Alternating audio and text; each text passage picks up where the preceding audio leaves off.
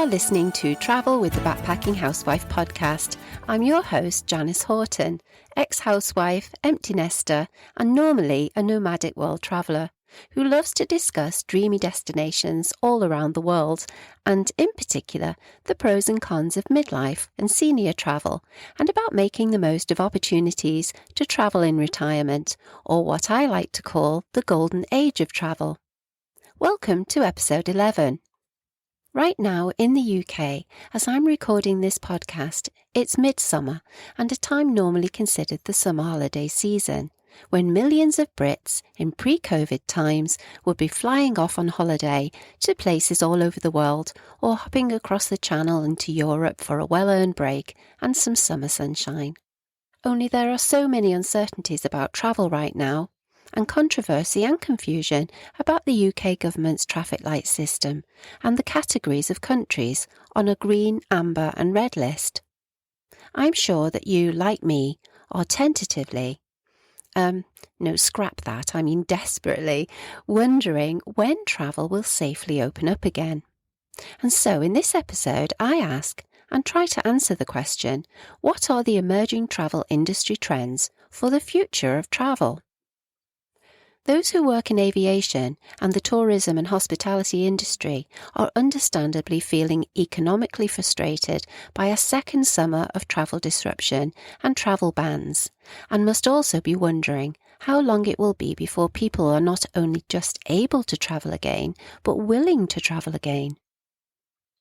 Just yesterday here in the UK, there was a travel day of action by those in the travel industry, that's travel agents, tour operators, airlines, trade associations and many others who gathered from Edinburgh to London to peacefully protest.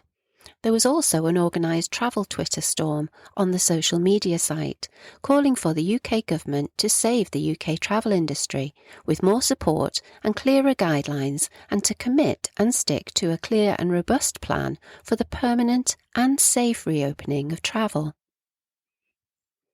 In the short term, clearly there are fears that getting our travel industry back on its feet will take time, and that what happens in the next 2 weeks of government policy will either make or break many travel agents. In the long term, however, recovery looks very promising for travel agents with ABTA, that's the Association for British Travel Agents. Research is showing that the reassurances offered by package holidays are becoming increasingly important to customers. Almost a quarter of those asked say they would prefer to book through an ABTA-bonded travel agent rather than book their travel independently for the financial protection. That's up from 19%, and almost 1 in 5 are saying that they wanted to be looked after in case something went wrong. To address the issues of passenger safety in the wake of what can only be called a tremendously effective vaccine programme here in the UK, there are calls from those in the travel industry for vaccine passports and air corridors and travel bubbles, all to kickstart travel again sooner rather than later. And people who have been cooped up in their homes for so long now are understandably desperate for a holiday, for a break, or, in the case of my son and his new wife, who managed to have a small wedding within hours of the second lockdown here in Scotland, they are looking to take their honeymoon at last. Millions have travel vouchers to spend for travel that over the past 2 summers has been rearranged and changed and postponed many times over. But some are saying that it's just too soon and are wondering if trying to get overseas this year in 2021 is the safest thing to do, with much of the world still battling the virus and worries of emerging variant vaccine-resistant strains of the coronavirus. Others are so confused by the shifting sands of travel restrictions that they are wondering if it's actually worth the bother trying to keep up with all the rules and regulations and the costs associated with testing and quarantine, and that perhaps they should look to travel in 2022 instead. But travel isn't just about taking holidays, is it? According to The Economist, in a normal year of travel before COVID became an issue, only 55% of us travelled abroad for a holiday. 11% of travel was for business. And the rest of travel was made up of those visiting family and travelling for medical reasons, medical treatment, or even going abroad on a pilgrimage. For example, 2 million Muslims travel to Mecca each year. For me and the backpacking husband, travel became a lifestyle when 7 years ago we sold our home and our cars and all our possessions in order to travel full-time and long-term. And we long to travel again. I strongly believe, now more than ever, that those of us with wanderlust in our souls will still want to escape what we might now consider to be a captive lifestyle, in favour of expanding our horizons in the new future and when it becomes safe to do so. So what will travel in the new future look like? I think that in the short term, information from all the surveys being done by the travel industry indicate that most people, that's 70% of us according to travel agents, now plan to stay in their home country during the summer of 2021. Good Housekeeping magazine calls it exploring the wonders on our doorstep. And to many taking staycations, it's now less likely to mean city breaks, but camping and glamping and renting cottages or self-catering multi-generational family-size rental accommodations on the coast or in the countryside.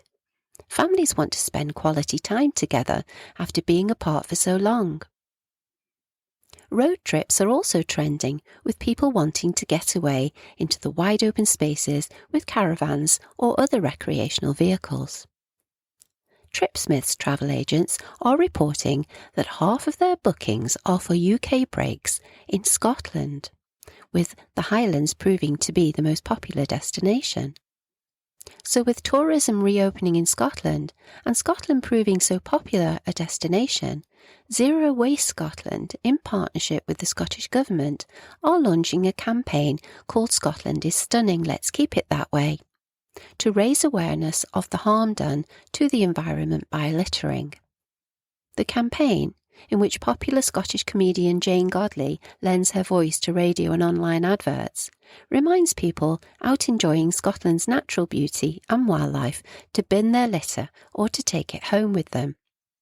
And I was talking about all that Scotland has to offer the visitor and discussing the Scotland is Stunning campaign and how we in Scotland, either as a local or as a tourist, can be part of that on last week's podcast with Claire Munro from Zero Waste Scotland as my guest. So please do listen in. It's on episode 10.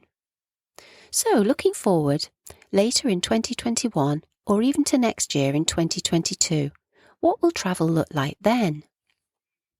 Well, this past week, I've come across many new in-depth studies and surveys and voices of opinion from those in the travel industry.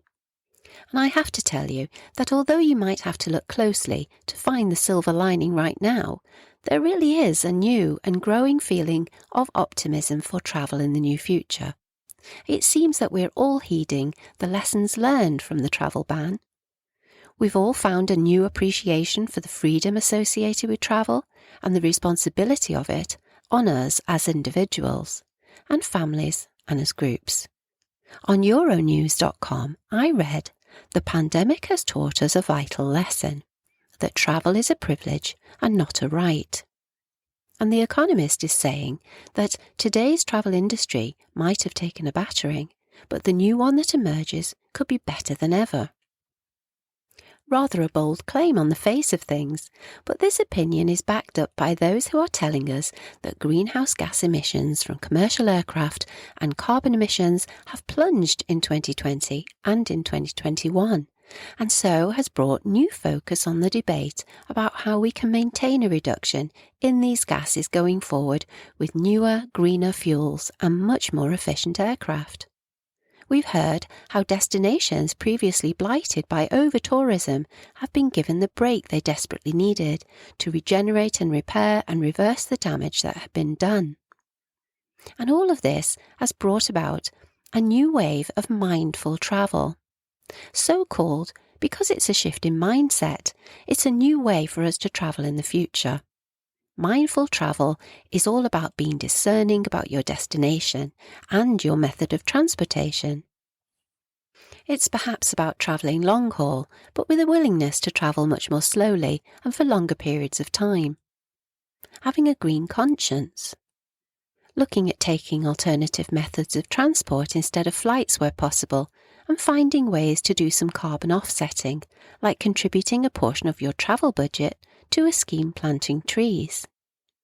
Families are considering adventures for their children, combining education with a holiday. It encompasses workations, combining work and travel and technology, allowing for the opportunity for remote, digital, nomadic ways of working. It's also about travelling sustainably, having awareness and consideration for the environment and culture and the people in the place you are visiting, and wanting to make a positive and responsible contribution to alleviate any poverty you might see or to help to repair the local ecosystem. Part of this new mindful trend also incorporates wellness travel. The pandemic has caused us to be much more aware of our emotional well-being and our mental health, and travel trends are reflecting our need for open spaces and to connect with nature in fresh air with hiking, wilderness tourism, wellness retreats, yoga and spa retreats. Even celestial escapes, which combine a sense of space with the opportunity for stargazing or watching the northern lights. ABTA reports a 28% shift in people that would normally choose to go to a beach destination, choosing lakes and mountains and countryside instead. Another travel trend emerging is for bucket list travel. Some are calling it revenge travel or even pandemic payback. A global survey by Amex has shown that 60% of people who are asked feel that after being stuck indoors for so long under lockdowns that they have missed out on travel opportunities, and so will want to catch up in future by travelling more and taking more time off in order to travel, taking their dream trips, but only when the pandemic is over. I feel sure that this way of thinking is being led by those of us in our midlife and beyond, the empty nesters, the retirees, who feel that the sands of time are running out, and we really feel that we want to travel again before something else happens, like old age or health issues, getting in the way of us celebrating our big milestones and ticking off our bucket lists and achieving our personal travel goals. How do you feel about travel right now, or in the future? Are you taking a staycation this year? Are you eager to return to familiar destinations for future travel? Or are you looking to complete a bucket list and take a once-in-a-lifetime trip? Do please get in touch. I'd love to hear from you. You can read this post and get more information about current travel trends entitled Travel Trends in the New Future of Travel on my corresponding post to this podcast on my website at thebackpackinghousewife.com. You can also email me through my contact page on my website or get in touch through my social media channels. I'm on Facebook as The Backpacking Housewife, and I'm on Instagram as Janice Horton Writer.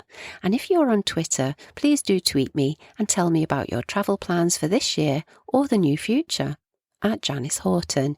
That's JANICEHORTON. And come and travel with me here on the Travel with the Backpacking Housewife podcast. Subscribe and follow for inspiring and informative new episodes each week, in which I'll be discussing ways to plan for and to prioritise travel and adventure in our lives and in our new future, in what is set to become a new and golden age of travel.